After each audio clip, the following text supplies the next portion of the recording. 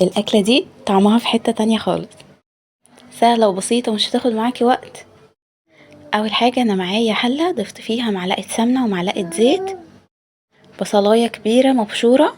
أول ما البصلاية تدبل هضيف عليها بقى اللحمة. أنا مقطعة اللحمة قطع وسط، ولا كبيرة ولا صغيرة.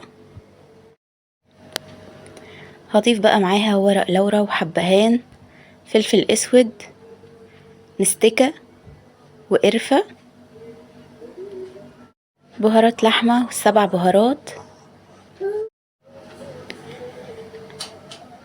اقلب بقى كل ده مع بعض واخلي اللحمة تتشوح الاول، تاخد لون بالشكل ده.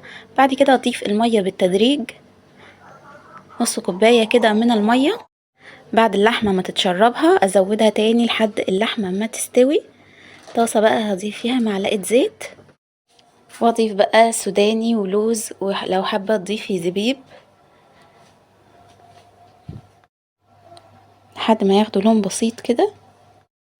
في مقطع ما تصورش، انا بعد اللحمة ما استوت ضفت الرز وضفت عليه كركم وكاري والملح، وضفت مية بقى على حسب مقدار الرز.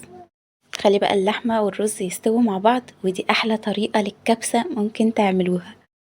بجد خطيرة، طعمها رهيب. المكسرات واللحمة والرز والتوابل مخلية طعمها بجد خطير.